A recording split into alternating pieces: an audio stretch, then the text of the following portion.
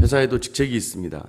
직책이 있는데요. 일반 직원들이 있고 이제 뭐 부장급 또 이제 대표이사, 사장이 있어요.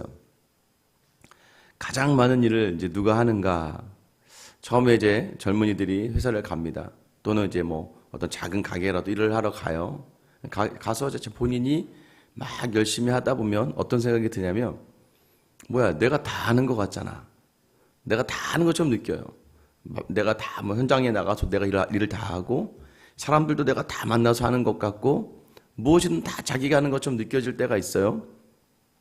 그러면 그 순간에 자기도 모르게, 뭐야, 정말 아무것도 안 하는 것 같네? 라고 느껴지는 것이죠. 제가 예전에 청년부 때 제가 결혼을 하고 또 청년부 간사를 했었습니다. 그때는 뭐 신학을 할 때는 아니죠. 직장 생활을 했었으니까. 그럼에도 불구하고 월화수목 금요일은 회사에 가서 열심히 일을 하고, 토요일은 오후부터 다 청년부 예배를 준비하기 위해서 찬양팀 모여서 찬양을 하고, 또 찬양팀 애들 데려다 놓고 큐티를 같이 말씀을 나누고, 그 연습이 끝나자마자 또 토요일날 저녁에 청년부들이 모여서 같이 예배를 드립니다. 예배를 드리고 나면 끝나고 다시 또 이제 2부 순서로 같이 뭐 교제도 하고. 근데 그때는 아마 청년들이 게임을, 남자 청년들 때문에 거의 토요일 밤 늦게까지 이제 PC방에 가 있었어요. 애들을 막 우르르 데리고 가서 같이 이제 교제하고 노는 시간인 거죠. 다음날 아침부터 이제 교회에 이제 찬양대로 봉사하고, 또 모든 이제 대예배가 마치면 오후에 또 청년들 리더 모임을 또 했어요. 청년들 리더들 모여서 또 그 아이들 가르치고, 또 준비하고, 또 림몬단 행사를 짜고. 여러분, 그러니까 제가 간사인데 제가 다 하는 것처럼 느껴지잖아요. 저도 모르게 목사님은 뭐 별로 하는 게 없는 것 같은 거예요. 나중에 이제 그 대표 장이 돼 보면 알지만 가정도 마찬가지고요. 여러분, 마지막에 결정하고 결단하고 모든 것들을 끌어주는 자리가 얼마나 어렵고 힘들고 큰 자리라는 것을 알게 돼요. 처음으로 이제 전도사로 부임을 해서 교회 사역을 갔는데, 그곳에서 이제 알게 되는 거죠. 거기 총무교사가 본인이 다 하는 것 같지만 사실은 기도부터 시작해서 양육과 훈련과 그 모든 자리를 다 하고 있는 거죠. 회사도 그렇잖아요. 사장님은 계속 사장실에 앉아만 있는 것처럼 보이잖아요. 그런데 정말 중요한 것들, 또 회사의 큰 계약과 큰 건들을 위해서 그 사장님이 나서지 않으면 안 되는 일들이 굉장히 많고, 가장 어려운 거는요, 모든 일의 결정과 결단을 내려줘야 되고, 직원들이 책임지는 게 아니잖아요. 대표이사가 책임을 지는 거죠. 여러분, 우리가 신앙생활 하다 보면 내가 열심히 예수님의 이름을 부르고 열심히 내가 교회를 섬기고 하는 것 같은데, 예수님은 마치 아무것도 나에게 해주지 않는다고 느껴질 때가 있어요. 아무것도 안 하시는 것처럼 느껴져. 왜냐하면 우리가 예수님의 그 사역을 잘못 이해하고 있기 때문입니다. 오늘 예수님의 그 사역을 이 성경이 정확하게 표현해 주는 거예요. 1절 말씀에 지금 우리가 하는 말의 요점은, 요점이 뭐예요? 핵심을 한번 얘기해 보겠다는 거예요. 내가 여태까지 1장부터 7장, 히브리서 1장부터 7장까지 내가 했던 얘기가 있는데, 정말 중요한 걸 내가 얘기해 줄게. 그게 뭐냐? 이러한 대제사장 1장부터 7장까지 히브리서 기자가 이야기하는 게 모세보다 뛰어나고 천사보다 뛰어나고 아론 계열의 제사장보다 더 뛰어난 큰 대제사장이 우리에게 있다라는 거예요. 대제사장 하는 일은 하나님 앞에 이스라엘 백성을 대신해서 속죄를 하거나 예배를 하는 그 모든 것들을 중보하는 역할을 해요. 그래서 1년에 한 번 대속죄일에 하나님 앞에 대제사장이 이스라엘의 죄를 가지고 가서 죄를 고합니다. 회개해요. 하나님이 받으시면 이스라엘 죄를 용서해 주시는 거, 하나님이 받지 않으시면 어떻게 되는 거예요? 이스라엘 죄를 용서하지 않으시고, 대제사장은 그 지성소 안에서 죽임을 당해요. 이 대제사장의 일이 바로 그것이에요. 하나님과 사람들의 역할을, 이스라엘 백성을 연결해 주는 것. 그러면 진정한 대제사장으로 오신 분이 바로 예수님이라는 것은 하나님과 우리의 모든 관계를 이어주기 때문이에요. 그래서 바로 우리에게 대제사장이 있다. 대제사장이 우리에게 있다. 이 말은요, 굉장히 크죠. 왜냐하면 지금 여러분 생각해 보세요. 예수님 지금 어디 계세요? 하반절 1절 하반절에 보면 그는 하늘에서 지극히 크신 이의 보좌에 앉으셨으니, 마치 예수님은 이미 이 땅에서의 사역을 다 마치고 하늘로 가신 분. 그러니까 이미 본인 하실 일은 다 끝나고 마치 하나님의 우편 보좌 옆에서 쉬시는 분처럼 느껴질 때가 있단 말이에요. 우리가 믿음 생활을 하면서 왜 무너지냐면, 아니 대제사장이신 예수님이 우리와 하나님의 죄를 용서해 주셨어요. 자기의 목숨을 들여 용서해 주시고 우리의 죄를 사해 주셨어요. 그리고 하늘 보좌로 가셨어. 언제 다시 오실 재림의 때, 다시 오실 때가 이제 두려운 거지, 올라가셔서 마치 예수님이 쉬신다라고 생각한단 말이에요. 예수님이 그 영화로움 속에서 하나님 옆에 우편 보좌 앞에서 막 모든 영화를 누리고 있다라고 생각해요. 지금 나하고 동떨어진 자리에서. 히브리서 기자가 정확하게 오늘 이야기하는 거예요. 그 대제사장이신 예수님이 우리에게 있다. 여러분, 우리 안에 여전히 계시다. 왜요? 2절 말씀 보세요. 성소와 참 장막에 섬기는 이시라. 이 장막은 주께서 세우신 것이요 사람이 세운 것이 아니니라. 예수님이요, 지금 성소와 참 장막. 여러분, 지금 이 땅에 만들어진, 모세를 통해 만들어진 것들은 여러분 나중에 보시면 알겠지만 모형과 그림자, 5절이죠. 그들이 섬기는 것은 하늘에 있는 것의 모형과 그림자라. 그러니까 모세가 만들었던 모든 것들, 뭐 성막, 벽궤, 모든 것들은 하늘에 있는 것의 모형과 그림자일 뿐이었다는 거죠. 근데 이 예수님께서 지금 이 땅에서의 그 모든 사역을 다 완성을 하시고 하늘에 오르셔서 그냥 쉬시는 게 아니라 여전히 성소와 참 장막에서 섬기고 계신다라고 이야기해요. 섬긴다는 게 뭘 섬기는 걸까요? 우리를 위해 중보하며 기도하신다는 거예요. 하늘에서도 쉬지 않고 여전히 우리의 모든 삶의 자리를 이끌고 인도하시고 붙들고 다시 세우시고 넘어지지 않게 하시는 모든 자리를 지금 대제사장으로 또 섬기고 계시다는 거예요. 이 땅에서도 우리의 대제사장이었고 저 하늘 위에서도 우리의 대제사장이었다는 것을 말씀하시는 거예요. 여러분, 오늘 히브리서 기자가 뭘 얘기해요? 그는 하늘에서 지극히 크신 이의 보좌 우편에 앉으셨다라고 해요. 여러분, 보좌 하면 생각나는 그런 서신서가 어디냐면, 서신서가 아니라 책이 바로 요한계시록이죠. 보좌 얘기, 보좌는 굉장히 많이 나와요. 요한계시록에 높은 보좌에 앉고 보좌의 12 장로와 보좌 옆에 계신 어린 양과, 보좌라는 얘기가 계속 나오는 이유가 뭘까요, 여러분? 높은 보좌, 하늘 보좌, 지극히 크신 이의 보좌. 이사야서 9장도 마찬가지예요. 여러분, 이사야서에도 하나님의 그 보좌에 영들이 옆에서 거하며, 그죠? 왜 이런 보좌라는 것들이 강조가 될까요?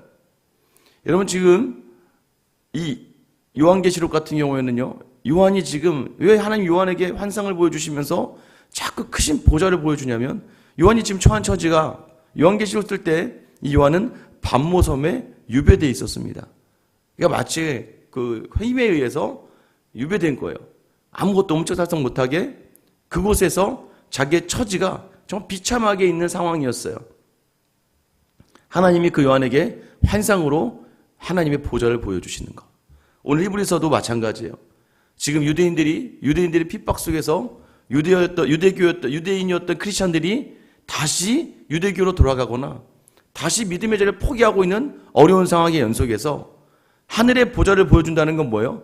이 모든 땅의 통치자, 이 모든 땅을 운행하시고 역사하시는 분이 누구인지를 정확하게 다시 알려주는 거예요. 이 모든 것들 하나님께서 하신다. 그리고 그 보좌 우편에, 예수님이 우편에 계시다. 근데 어떻게 표현하면 앉으셨다라고 이야기해요.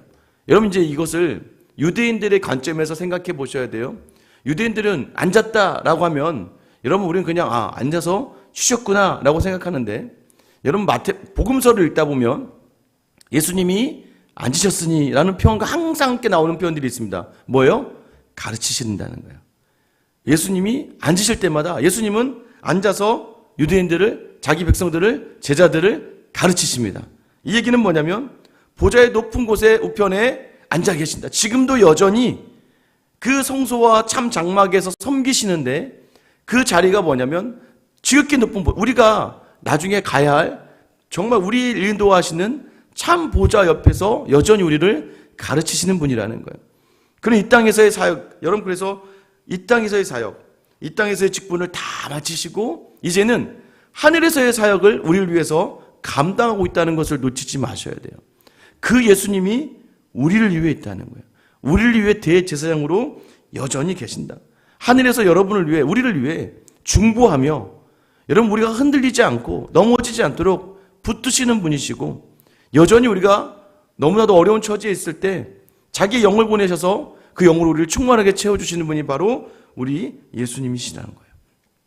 이 예수님이 지금 참 성소, 참 장막에서 그 모든 사람이 세우지 않은 곳에서 자기 역할을 감당하고 계시다는 거죠. 3절 말씀 보면 대제사장마다 예물과 제사 드림을 위하여 세운 자니 그러므로 그도 무엇인가 드릴 것이 있어야 할지니라. 이미 다 드려졌죠. 이 땅에서의 것은 자기 목숨을 내어서 드리고 우리를 구원하는 그 자기 대속을 다 하시고 이제 하늘에서도 여러분 계속해서 우리를 위하여 대제사장의 직분을 감당하면서 여러분 그 일들을 하고 계시다는 거예요. 4절 말씀 보면 예수께서 만약 땅에 계셨더라면 제사장이 되지 아니하셨을 것이요 이는 율법에 따라 예물을 드리는 제사장이 있음이라.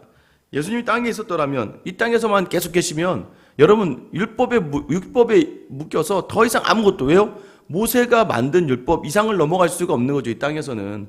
근데 그 불안함과 그 연약함의 율법을 우리 주님이 오셔서 완벽하게 자기 목숨을 내어주심으로 완성하시고 이 땅에서의 자기 직분을 완전하게 완성하시고 하늘로서 오르셨다. 그러니까 지금 계속해서 얘기하는 게 뭐예요? 예수다.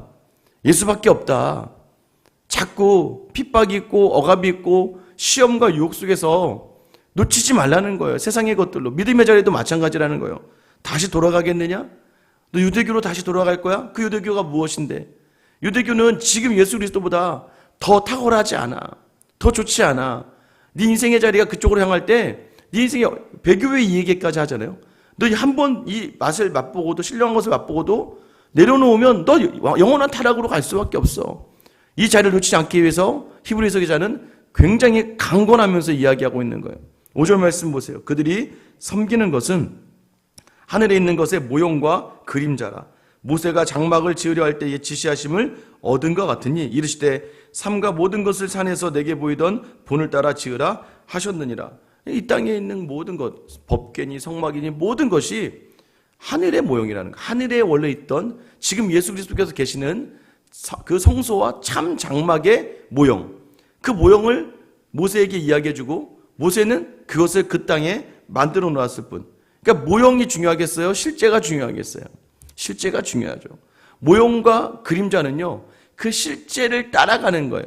내가 어떤 사람을 따라가야 돼요. 근데 그 사람이 잘 보이지 않아. 근데 보니까 그 사람의 그림자가 보여. 그러면 그 그림자를 쫓아가는 것이 그 사람을 쫓아가는 거예요. 구약의 정도는 그 정도만 해도 완벽한 거예요. 근데 그것도 잘 못해. 그래서 뭐예요? 우리에게 실제가 오시고 실제가. 모형과 그림자로는 우리가 너무 연약하고 우리가 너무 완악해요. 지금도 여전히 우리를 위해서 자기 목숨을 내어주시고 십자가에서 죽으시고 부활하시고 승천하신 예수님을 이 땅에서 수많은 제자들 통해 보고 증거를 받고 성령을 통해 우리가 마음에 품었음에도 불구하고 아까 말씀드린 것처럼 여전히 예수님은 동떨어져서 저 하늘 보좌에서 호의호식은 좀 그렇지만 우리가 전혀 상관없는 분이라고 얘기는 우리의 삶의 자리에 우리가 지금 바라봐야 될 그분이 온전하게 지금도 여전히 이 땅에서의 직분을 감당하셨고 여전히 하늘에서도 우리를 위해서 대제사장의 직분을 감당하고 계시다는 거예요. 그래서 그 예수를 붙든다는 거예요. 다시 돌아가려고 하는 우리의 모든 자리들, 여러분 절망과 아픔 속에서 다시 보좌를 보여주시고 보좌 우편에 계신 예수 그리스도의 앉아 계심을 히브리서 기자가 이야기하는 것, 여전히 그 당시에 유대인들에게, 유대 크리스찬들에게 어려움과 유혹 속에서 다시 한번 강조하는 건 지금도 여전히 우리의 대제사장이신 예수 그리스도가 저 하늘에서도 쉬지 않으시고 자신의 섬김의 일을 감당하고 계시며 여전히 우리를 그 하늘에서 가르치시고 인도하시고 붙드시는 분이라는 것을 말씀해주고 계시는 거예요. 진정한 통치가 그 보좌에 앉으신 하나님을 통해서라면 여전히 그 보좌에 앉으신 하나님을 볼 수 있기를 바라는 거예요. 삶의 자리 흔들립니다. 여러분, 그때나 지금이나 여전히 보좌라는 것은 가장 높은 곳, 가장 완벽한 곳, 가장 절대적인 것을 이야기하는 거예요. 저는 저와 여러분들이 다시 오늘 하루에 세상의 그 핍박에, 세상의 그 풍류 속에서, 또 여전히 여러분 시험과 유혹 속에서 흔들리지 않게 되길 바랍니다. 예수 그리스도, 그분만이 참 정답이고 여전히 그분이 우리를 위해 일하시고, 오늘 히브리서 기자의 고백, 대제사장이 우리에게 있다는 거예요.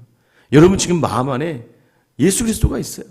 이 예수님이 지금 우리 마음 안에 영으로 함께 하시며 또 하늘에서도 여전히 우리 위해 쉬지 않으시는 분인데, 오늘도 그 이름을 부르며 여러분의 삶의 자리를 넉넉하게 나아가 이 땅을 통치하시는 하나님의 그 놀라운 일들을 함께 경험하는 자리, 그게 바로 우리에게 원하시는, 어려움의 시간에도 늘 우리에게 제사장이 있다. 대제사장 대신 예수가 있다. 이것을 기억하며 담대하게 믿음으로서는 오늘 하루와 이번 한 주가 되시길 예수님의 이름으로 축원합니다.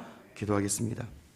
하나님, 우리가 이 땅에 살아가면서 흔들리는 이유는 예수님이 마치 우리와 동떨어져 있는 것 같고, 나만 주님을 향해 열심을 다하고 최선을 다하는 것 같고, 그런데 마치 허공에 손을 젓는 것처럼 내 손에 아무것도 잡히지 않는다고 느껴질 때, 오늘 다시 한번 우리에게 말씀하시는 것, 대제사장이 너희에게 있다, 우리에게 있다.